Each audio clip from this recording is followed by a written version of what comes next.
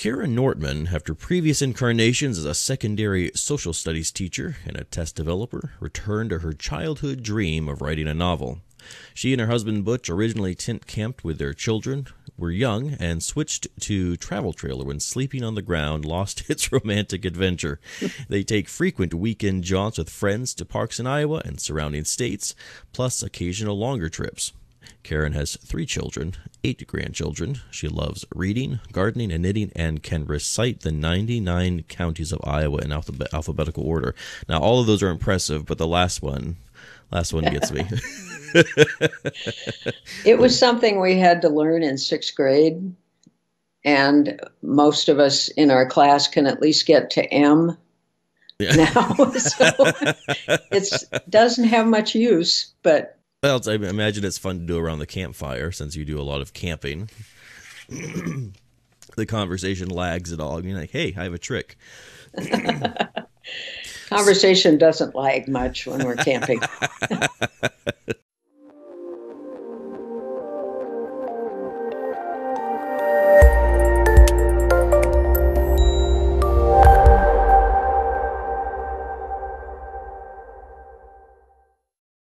So you started maybe writing your books a little bit later on, but I'm guessing your love of literature, books, and reading started pretty early on.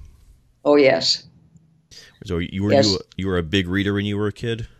absolutely.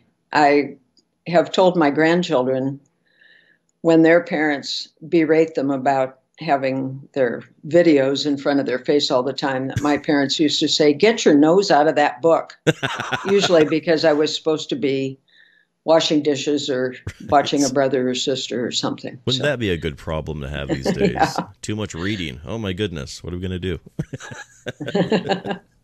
Well, can you remember an early experience then that you had where you realized that words had actual power and meaning and weren't just, markings on a page?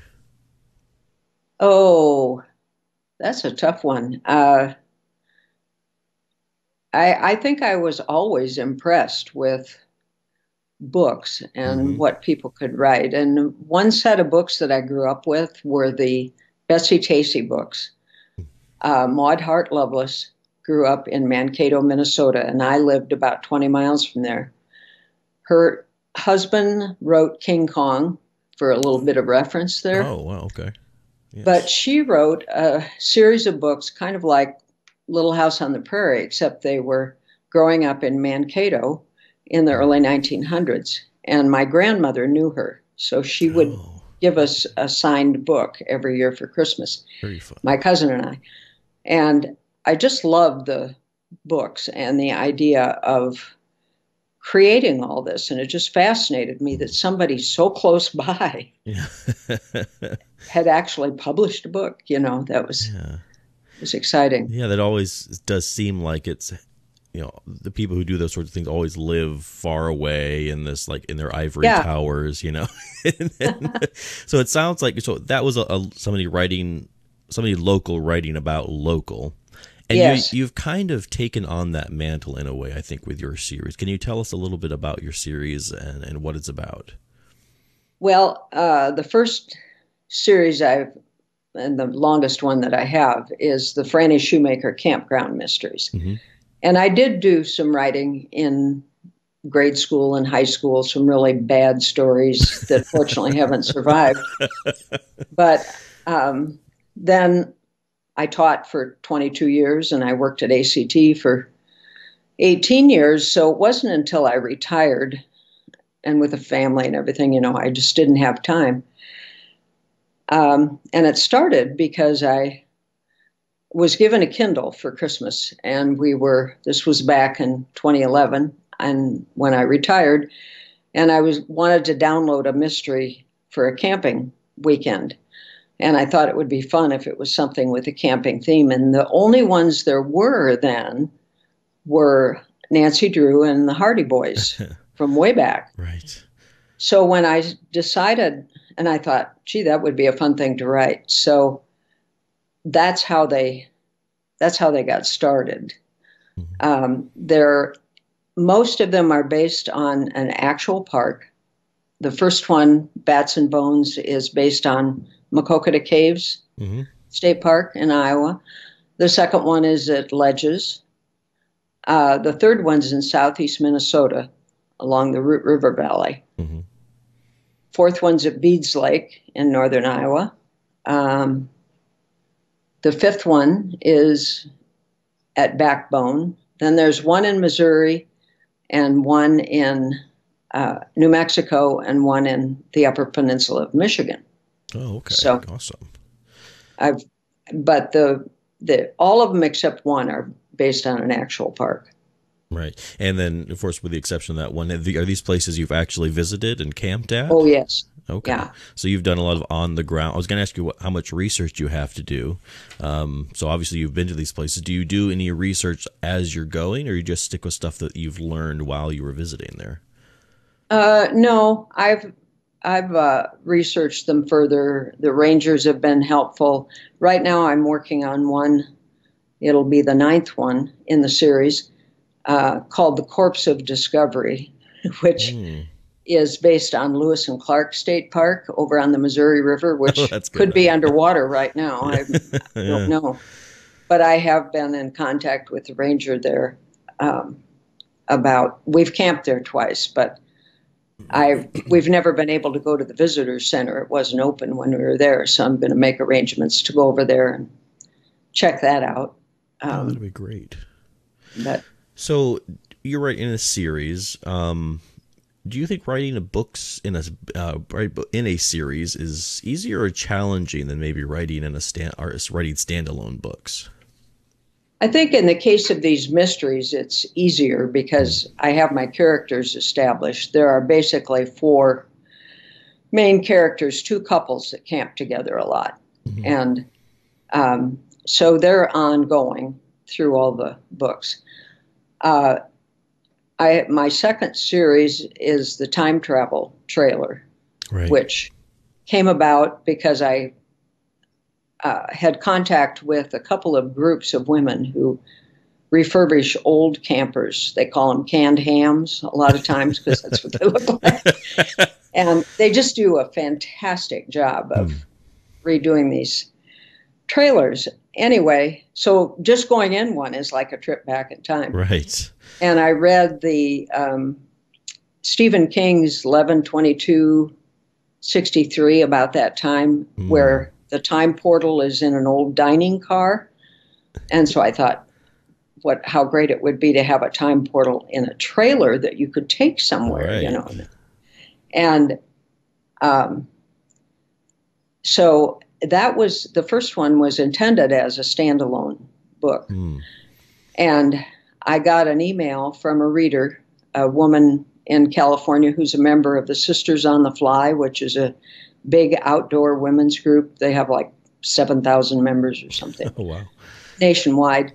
And she said, I love the time travel trailer. What's the next one going to be? You could have the Sisters on the Fly. She gave me this whole plot outline. And I said, you should write it. Right. Anyway, so the second one is the trailer on the fly. And then she sent me plot lines for a third one involving Route 66 and all of this. So there are 3 of them. But the problem was that in the first one, this woman buys this vintage trailer, and it turns out when she sleeps in it, she ends up in a different decade, whenever it was last refurbished, and goes back to the 60s and the 50s and the 40s and finally the 30s. Her daughter goes out and sleeps in it because she's mad at her mother and ends up in the 1930s. And the mother is back in the present time. So anyway, this is such a traumatic event, of course, that she doesn't know for sure where or when her daughter is, that she swears she will never use it again. And she plans to just use it for an office or something. And so at the end of the book, I kind of wrapped it up that thing wasn't going anywhere. So when I did a second book, then you got to come up with a good reason why anybody in their right mind would use this camper again. Right. So, and same way with the third one. So that's a problem with a series in that respect. Yes, it reminds me of Sir Arthur Conan Doyle in the Sherlock Holmes stories. He got so tired of writing about Holmes that he killed him off, and there was such a public outcry. He had devised some way to bring him back. Yes, I know, and you probably have the same thing. But I get emails from people who say, if I don't have our dog, which we no longer have, but our dog Cuba is the only real character in the Frannie Shoemaker books. Yeah. And if she doesn't appear in one of the books, then I hear about it. What happened to Cuba? Keeping us honest. I know. Yeah. And the other thing is they can read a lot faster than we can write. Yes. I discovered that. So when writing these series, and I know I've run into this issue, but how do you keep things fresh? Because I do sometimes see in my own writing, like similar situations cropping up. Oh, he's getting shot at again, that sort of thing. So do you have any techniques you could share how do you keep things fresh and new for your readers? Well, I've tried in each one of the camping mysteries to focus on a certain activity. The first one, it's 4th of July weekend, but they're just basically camping. And there are so many crazy things that go on in a campground. People say, how do you come up with this? Well, I don't. We've either done it or seen it, except for the dead bodies, right. So the second one involves a storyteller in the campground and a flea market and some biking. The third one is biking. That's the one, the Root River Valley. There's a lot of biking and an old power plant and an environmental learning center they're involved with. The fourth one, the one at Backbone, is called To Cache a Killer, and it involves geocaching, which we do a lot of times when we're camping. And the fifth one, the Missouri one, they get snowbound, and so that's a whole new set of problems. So each one I think is different enough. Oh, the last one, the one in Michigan, they're filming a reality TV show in the campground called Celebrity Campout. I'm surprised that's not an actual show. Actually, that sounds like something that would actually be produced. Yeah, and they bring in all these has-been celebrities, old-time country singers and a child actor and stuff like that. So I've tried to add something and not have it just be about camping in each book. Yeah, and that makes it a little easier, I think. Yeah, to have that focus. Did you ever go back and read any of your work that you've written? Yeah. How is that for you? I find it very odd when I go back and read my stuff. It is. Sometimes I don't feel connected to it at all, like somebody else wrote it, Yeah. But I have, because I've put several of my books on Audible. Oh, okay. And then you have to reread it as you listen to somebody else read it. Which is an entirely different odd experience. Yes. Yeah. And it's something I should do each time I finish a book, because there are places that I think, ooh, is that a bad sentence? Or, because it sounds differently than it reads. Right. And, And so with audio, I found that, somebody can read it a lot differently than how I heard it in my head. Yes. And it makes it almost not mean something different, but it has an entirely different connotation to it. Like, that's not really what I intended at all. Yeah. No, it's a weird thing. What about book reviews? How do you read? First of all, I should ask, do you read your own book reviews? Oh, yeah. Yeah. How do you deal I think they're very helpful. Yeah. How do you deal with the occasional not so complimentary one, which we all get? I find that most of them have to do with somebody these are cozy mysteries. and somebody reads them and expects it to be a thriller, and it's not. And, and so then you have the occasional review where somebody says, the pages were torn. Well, I'm sorry. But I do find, and I find good reviews where people will say, oh, it moves so fast and so on. And then there'll be a 1-star review where the person says it was too slow. So, I just rack it all up to a difference in taste unless someone points out something drastic about it. But my favorite review ever was a man who said, I heard about these books in an Australian campground. Oh, wow. Fun. So I'm internationally known. That's awesome. Yeah. I mean, what gets me is the review where it's obvious the person did no research whatsoever, even down to the point of reading the product page. Yes. Like, this isn't what I expected at all. And even though it says right there that it's not that. So, there's no romance in here. Yeah, well. Okay. Over the years, what would you say has improved the most about your writing? I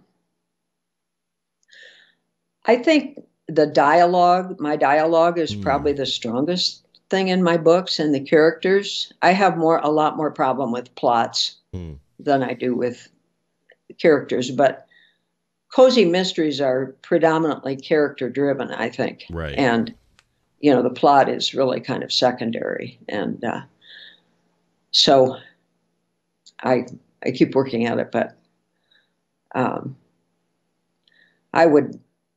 I think dialogue, and I've tried to eliminate as much passive writing as possible too. I go through for that. Mm-hmm. Well, in good characterization, which you have, because I've read some of your stuff, not all of it, and not as much as I would like. So in good characterization can create a sense of plot, even though, like in your case with Cozy Mysteries, that's not the number one thing. And the thing I always remember or reminds me of when I'm reading your stuff is, if I can remember, Lillian Jackson Braun, the Cat Who books. It kind of reminds me of, it has that feel to it, like you're writing a little bit, and which I love those books. And when I was growing up, I read them. Listened to George Guidall read them actually on audio. So that was a lot of fun for me. So your books do remind me of that.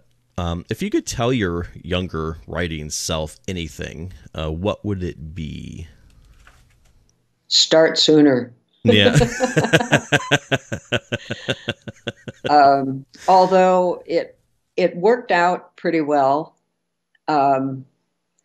because when I wrote the first book, I planned on traditionally publishing. Mm-hmm. And when I finished it, I sent out queries and, the whole bit.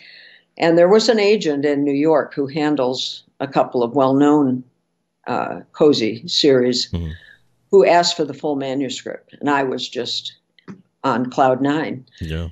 And sent it to him. And then I started reading about the timelines. I was 69 years old at that time. Mm-hmm. And it said to allow at least 6 months for the agent to look at the full manuscript, and then allow a year for him to find a publisher, and then allow another year for the book to get published. I thought, I might not live that long. And at the same time, that was in 2012, and the self-publishing on Kindle was just really breaking out at that time. And so I read about that and how much faster it was and how much better your royalties were and how much more control you have. And I wrote to him and asked for the manuscript back and went with self-publishing. Now, whether, if I had started writing 40 years before, whether I ever would have gotten a traditional publisher, who knows? But they've done pretty well. Mm-hmm.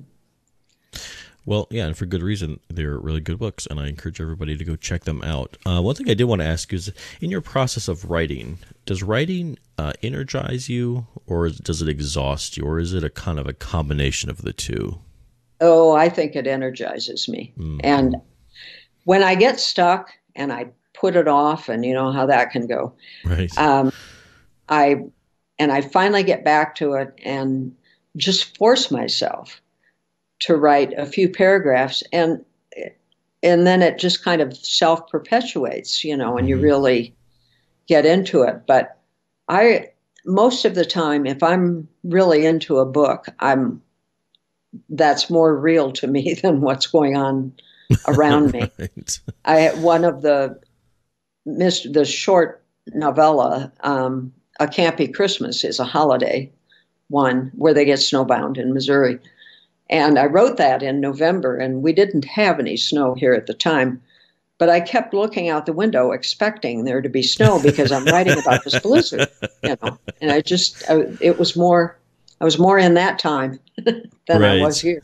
Yeah. So, Well, I tell my wife Kim that if she ever wants anything done around the house, just tell me I need to go do some writing, because yeah, I am never more industrious than when I'm supposed to be writing. But you are right that, you know, writing begets writing, and if you can get yes, started, then it does make it a lot easier. But you know, there are times, like for me anyway, where that it it's not necessarily that easy. So if you're sitting on the computer, for example, or you know, your notepad, or however you write, and you feel uninspired, it's been like an hour, for example, how would you get the words flowing if they just won't come?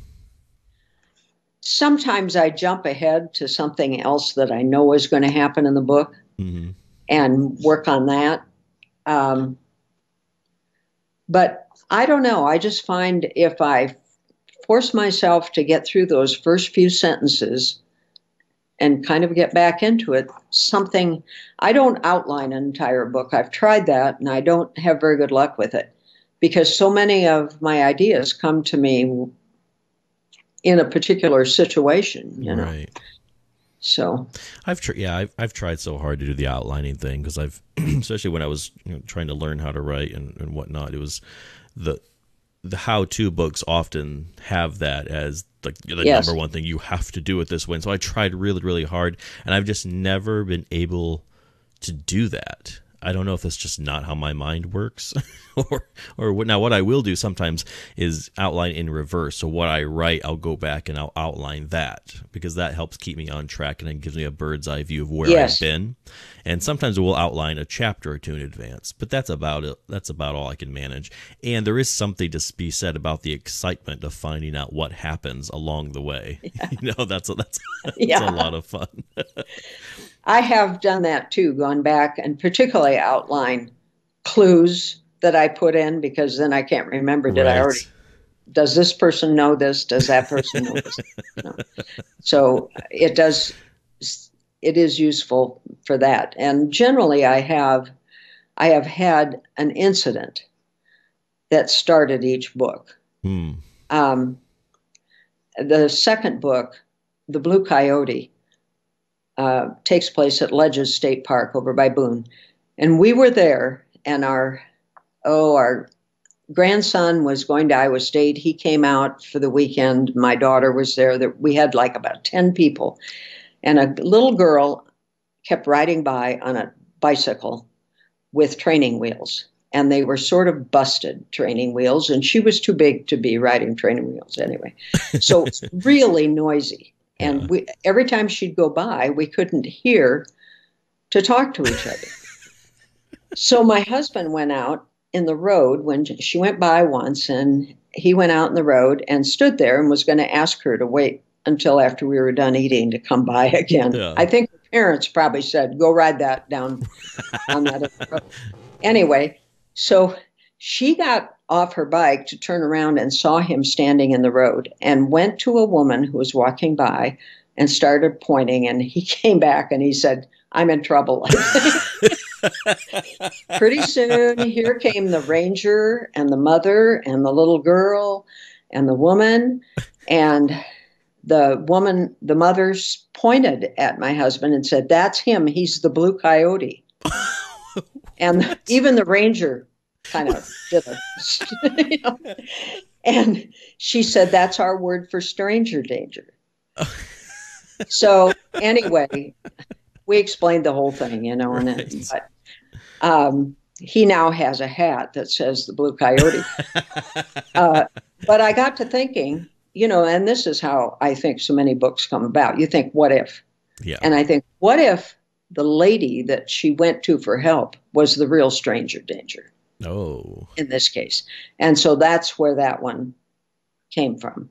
Very cool. And at the time, a friend of ours in Tennessee was trying to get us to come down, and we weren't able to go, but to go to the National Storytellers Convention, which is in Eastern Tennessee. Mm-hmm.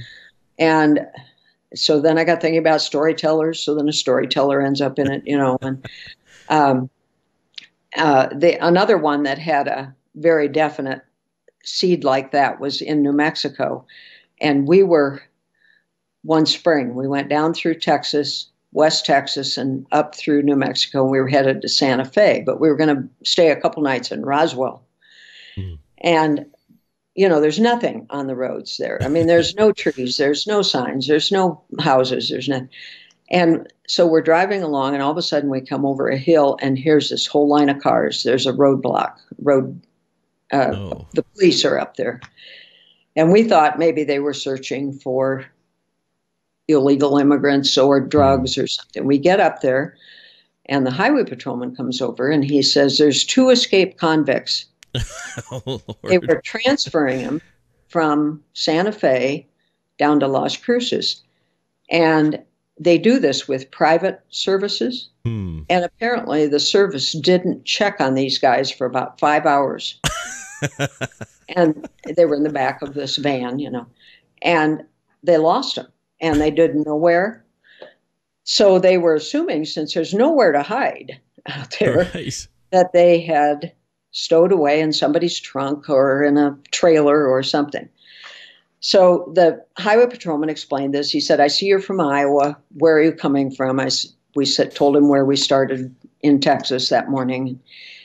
He said, well, we're searching campers and trunks and stuff for these guys in case they stowed away. And I got out the keys, and I said, do you want me to unlock it, or do you want to do it? And he said, oh, is it locked? And I said, oh, yeah, we locked it this morning. We left Texas. Oh, well, let's not worry about it then. So he let us go. Well, I got to thinking, what if we always lock the door on the camper? We don't always remember to lock the outside storage bins. Oh, nice. In that trailer, we had 2 storage compartments, one under the couch and one across the front, that were big enough for a person. And somebody could have hidden in there. So that book is called The Space Invader. And instead of being a Roswell alien, it's this convict invading their space.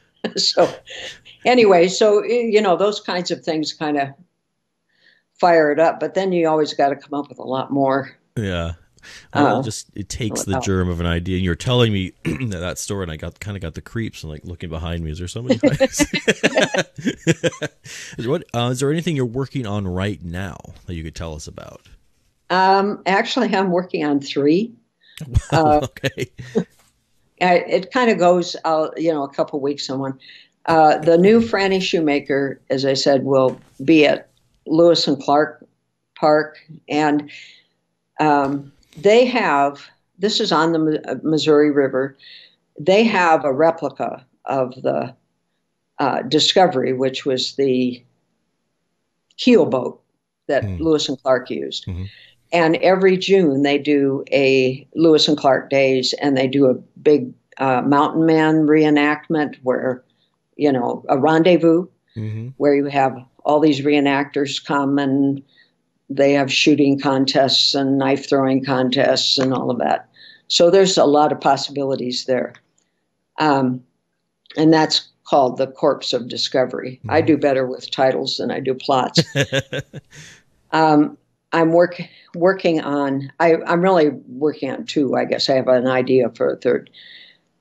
I started a second series, second cozy series called The Mystery Sisters, about two women in their 70s who drive around the country and annoy their relatives and solve murders. And that came about, I'll just tell you quickly. My grandmother lived in southern Minnesota. She loved to travel. She'd been to all 48 at that time, states, Europe, and so on. And she had a sister-in-law who taught phys ed in Missouri until she was in her 70s. And Aunt Mary had a little yellow Studebaker. And every summer she would bomb up to Minnesota and say, let's go to Connecticut, let's go to California, and off they'd go. And my cousin asked my grandmother once, she said, you must really get along well to travel together like that. And Grandma Betty said, oh no, we fight all the time. So I got to thinking about that, and I thought, this would be a great situation, So these two sisters are at odds most of the time. Right. There's two of those, and the one I'm working on now will be called Double Dutch Death, and it will be in a Pella-like town at a tulip festival. Mm-hmm. Yeah. And then I'm trying to work on a fourth time travel trailer one. Another friend of mine says I've got to take it up to Clear Lake to the Surf Ballroom when the Buddy Holly concert was going on. Oh, great idea. I grew up high school and junior high. I lived near Clear Lake, and the surf was a big hangout. So that would be fun to do. Yeah. But I haven't got that even beyond that idea. Yeah. So. Well, you're definitely busy, and we look forward to anything you put out in the near future, hopefully. Thanks so much for joining Games and Writers. I really appreciate you coming on the show. Thank you, Craig. And I've appreciated all of your help. You are a wizard. Oh, yeah. You're too kind. Thank you very much. We'll talk to you. Okay.